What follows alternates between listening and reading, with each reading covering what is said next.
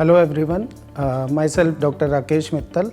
I am general and laparoscopic and laser surgeon.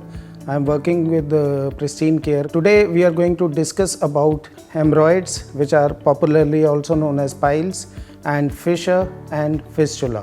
Basically piles एक बीमारी होती है हमारे लोअर जीआई सिस्टम की। इसके अंदर मेनली अंदर मासेस बनते हैं, जो खून की नसें होती हैं, ब्लीडिंग वेसल्स जो रेक्टम की मेन होती हैं, they form masses and those masses they bleed, they start coming out as they grow big.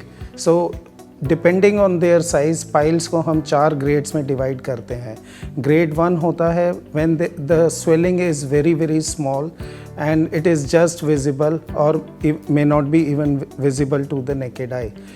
Grade 2 में जब हेमरॉइड का मास, पाइल का मास थोड़ा और बड़ा होता है, लेकिन वो बाहर नहीं आता, वो अंदर ही रहता है। ग्रेड 3 जब मास और बड़ा होता है तब ये बाहर निकलता है, बट आप इसको अंदर पुश कर सकते हैं, तो ये बार बार प्रेशर लगाने पर ही बाहर आता है, बिना प्रेशर के बाहर नहीं आता है। इसको हम ग्रेड 3 बोलते हैं। और ग्रेड 4 होता है लास्ट ग्रेड और most advance stage of piles, जब पाइल्स का मास परमानेंटली बाहर आ जाता है, आप इसको वापस अंदर नहीं धकेल सकते। अब हम बात करते हैं दूसरी बीमारी फिशर के बारे में।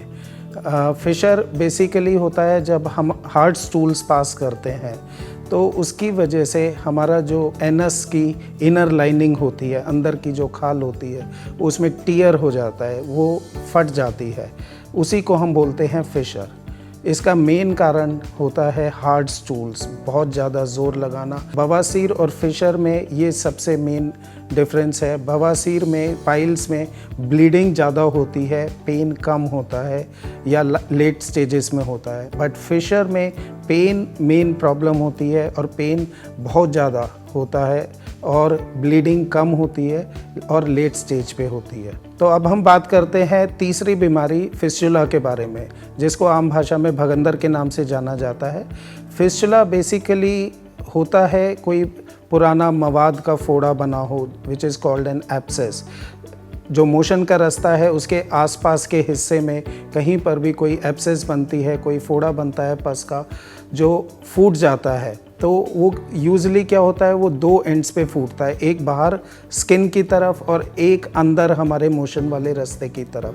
तो जब वो रास्ता सूखता है, जब वो ज़ख्म सूखता है, तो वो एक सुरंग छोड़ता है, टनल, जिसको हम बोलते हैं फिस्टुला। तो इसके 2 मुंह होते हैं, एक इंटरनल और एक एक्सटर्नल।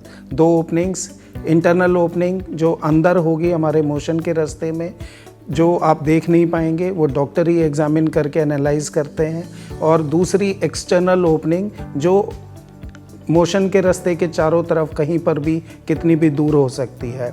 जो एक्सटर्नल ओपनिंग है उसमें से लगातार पानी आना, उसमें बार बार इन्फेक्शन होना, उसमें से पस निकलना, ये मेन इसके प्रॉब्लम्स होती हैं। नाउ पाइल्स, फिशर और फिस्टुला की प्रॉब्लम इंडिया में बहुत कॉमन है। ऑलमोस्ट 10 मिलियन लोग, which is equivalent to 1 crore, 1 crore लोग हर साल हिंदुस्तान में इन बीमारियों से जूझते हैं। और ये बीमारी ज़्यादातर यंग एज ग्रुप में होती है, young adults, adolescents and till middle as.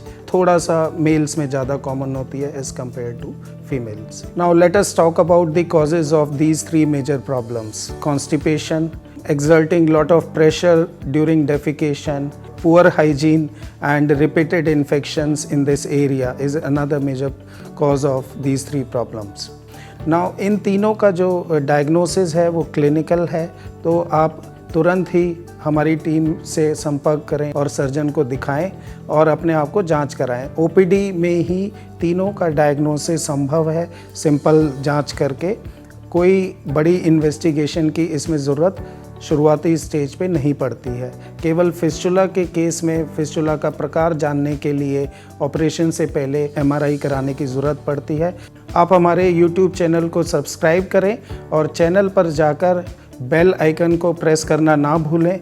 आप उसको जैसे ही प्रेस करेंगे, हमारे सारे अपडेटेड वीडियोज़ और जानकारी आप तक समय पर पहुंचती रहेंगी।